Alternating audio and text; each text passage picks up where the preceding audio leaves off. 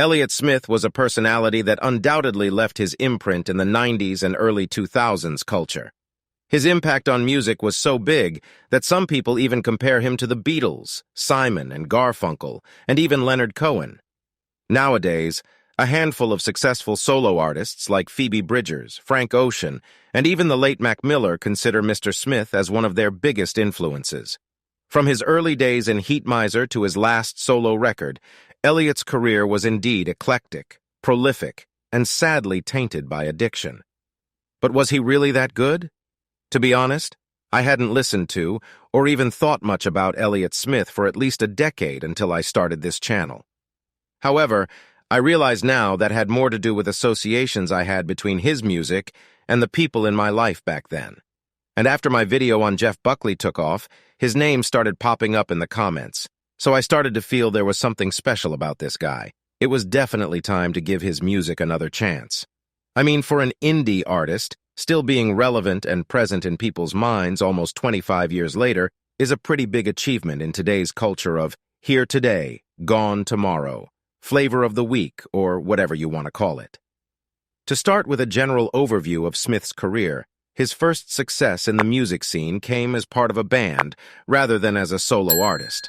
As a member of the Portland, Oregon group Heatmiser, he shared vocals and guitar duties with Neil Gust, along with a bass player and drummer rounding out the band. But Elliott wasn't crazy about the rock style that the band performed and seemed more interested in doing his own thing, even working on his own material and releasing some of it while still contributing to Heatmiser. Here's the rub, though. The band got signed to Virgin Records. Now that's a big deal, and most young musicians can only dream of a record deal like that. But they inexplicably broke up shortly afterward. So what happened? You can't really blame it on Yoko Ono this time. Of course, even an amateur psychologist would probably be quick to point to antisocial or self-destructive personality traits. Perhaps. But I don't want to dwell on the negatives, and I think we, as music fans, were actually blessed by this turn of events. After all, it's not like there was a shortage of incredible rock bands in the 1990s. So Elliott's solo career was now free to blossom on its own, with all of the advantages and inevitable pitfalls that solo artists have to deal with. And he found considerable success with a handful of albums in his rather short career, albeit with a little help from Hollywood.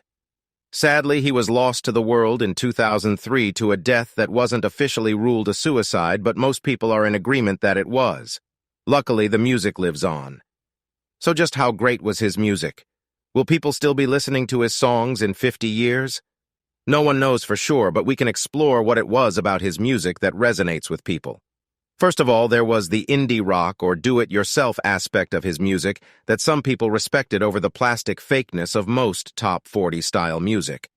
And it was personal in a way that felt very honest, which can be comforting when you are going through a rough patch of your own. A more precise term would be confessional, like poetry or the songs of prior singer-songwriters, intimately sharing both the good and the bad times because that's the way life is. But stylistically, I am kind of on the fence about some of his music after revisiting it. I mean, it is good and some of it is amazing. He was able to develop a signature sound and he was able to craft some fine tunes that showcased his excellent vocal and guitar playing skills. But I do have a nitpick about some of his later work. You see, one thing that I'm not a big fan of is the complexity of some of his vocal melodies. I believe it would be better if he would shorten the leash a little, instead of giving each word or syllable its own note. For example, if you listen to a song such as Son of Sam on his last official album, I think you will see what I'm getting at, even if you don't agree. It's just that to me, listening to singer-songwriter stuff is something I do when I want to chill, and many musicians would concur that sometimes the space between notes is just as important as the notes themselves. But that's not to say that every song he wrote exhibited this trend, and I am curious what evolution his music would have taken had he lived a longer life. Now let's take a closer look at some of Smith's work and the evolution of his style. His first solo album, titled Roman Candle from 1994, was basically a demo that he recorded at home, and a small record label liked it enough to release it as is. That's a pretty cool example of punk or indie rock's do-it-yourself mantra, and the music itself is personal and charming. Without a big budget, the stripped-down instrumentation allows you to really hear what's going on.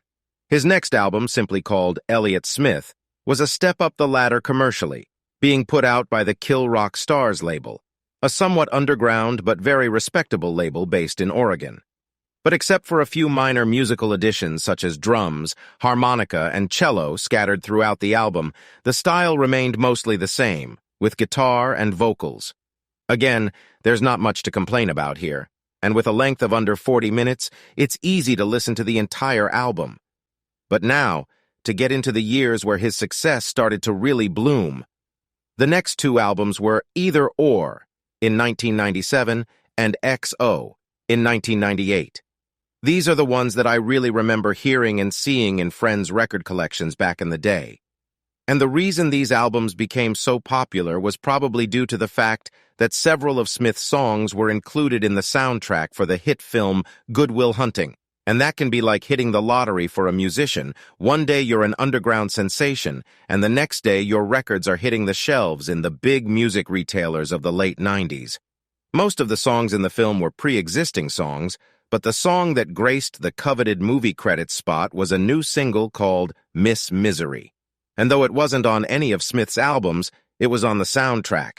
As such, it was a hit single with a music video, getting him an Academy Award nomination for Best Original Song, as well as performances on Late Night with Conan O'Brien and MTV.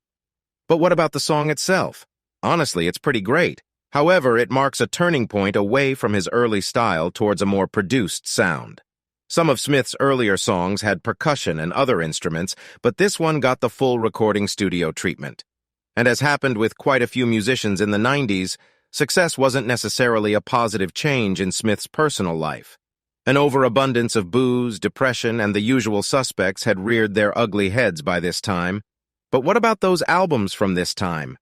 One of the singles from Either Or was The Ballad of Big Nothing, which is one of the peaks of his career, in my opinion. The drums add a driving rhythm to a beautifully crafted tune with a great chorus, and the result is more than the sum of its parts. In fact, I would say that this album hits the sweet spot for me. The songs were embellished with overdubbed vocals and additional instrumentation while still retaining the raw, personal feel of his earlier work. But the following year found Smith putting out an album on the even bigger DreamWorks record label, which obviously meant a larger recording budget. So was the extra cash help or a hindrance? Focusing on the singles from the album Waltz No. 2 and Baby Britain, I think we can get a sufficient taste for the new style. Waltz No. 2 has a bit of a honky-tonk or western feeling with the chord progression and piano accompaniment style, and Baby Britain has a poppy-boppy style with more percussive piano, and the opening really reminds me of the second part of the Beatles' A Day in the Life. So Elliott's music had more sheen and polish as time went on, and as I mentioned about a track from the next and final album released during his lifetime, I think something was being lost along the way as he climbed the ladder of success. I'm sure superfans have opinions both positive and negative about his later work, as well as his posthumous album From a Basement on the Hill, but I just prefer the earlier stripped-down material that he wrote. Because for full-scale indie rock, I would be happier listening to other bands from the period such as The Shins, Star Sailor, Grant Lee Buffalo, Sparklehorse, and especially the amazing music of Remy Zero. But what about his influences and his own influence on later generations?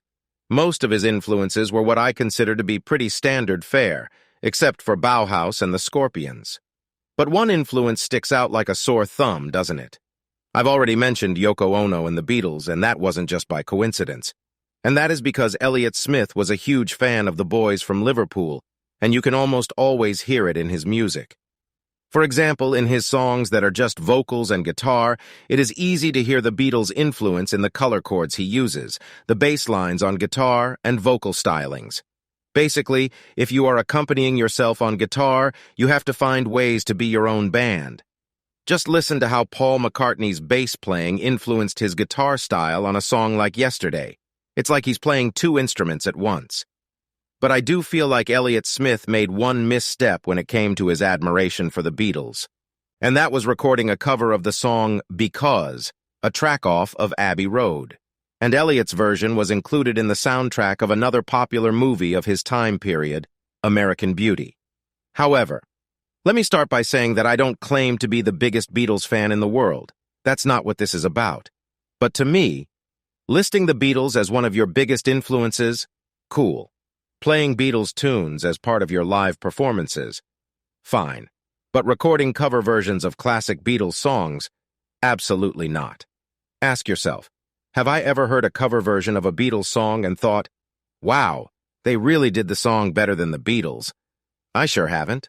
Bob Dylan, the Rolling Stones, and even David Bowie are all fair game, but Elliott Smith's recording of Because was definitely an Icarus burning his wings moment for me. I'm not even saying it was bad, just that it felt unnecessary.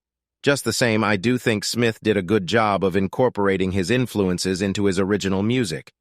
And as for how he has influenced others, singer-songwriters still name-check him, and even his contemporary in the 90s music scene, Beck, has praised him, and that's a pretty cool accolade in itself. But the names of some of his fans may surprise you too, including Ben Folds, Madonna, and even one of Smith's own influences, Noel Gallagher of Oasis and High Flying Birds. And besides the posthumously released material, there is still interest in his life and music, with a couple of documentaries about him. Searching for Elliott Smith in 2009 and Heaven Adores You in 2014, in addition to a few biographical books. So it's my guess that he will continue to be discovered and influence the next generation of musicians as well, not just singer-songwriters, but rock and perhaps hip-hop, as well as the genres, continue to evolve in their own right. And in rediscovering Elliott Smith for myself, I have a few takeaways of my own. First off, I have to say that I find his music best in small doses, like a single 35 to 45-minute album, and then I'm good for a while. I definitely wouldn't binge listen to his music, and I'm not at all interested in compilation albums like New Moon, which clocks in at over 70 minutes. And there's also a time and a place for his music. It's something that I have to really be in the mood for. Second, I'm reminded of the phrase, too many cooks spoil the soup, when it comes to the timeline of his albums. His releases from the beginning to the middle of his solo career benefited from the sparseness and low-fidelity style, while some of his later higher-budget songs suffered from too much complexity, too many melodies and instruments going on at the same time. What I'm trying to say is that I think less is more when it comes to Elliott Smith's music, at least for me. But I want to end on a positive note, and indeed there is one. I have to admit that over the years, I had forgotten how great some of his songs, playing and singing really were. The world has changed a lot since the late 90s, and I really appreciate the simple arrangements of some of his songs, especially as a lot of new music has become more electronic and less organic. So although I don't plan on listening to another Elliott Smith album tomorrow or even next week, I can say for certain that it won't be another 10 years before I enjoy his music again.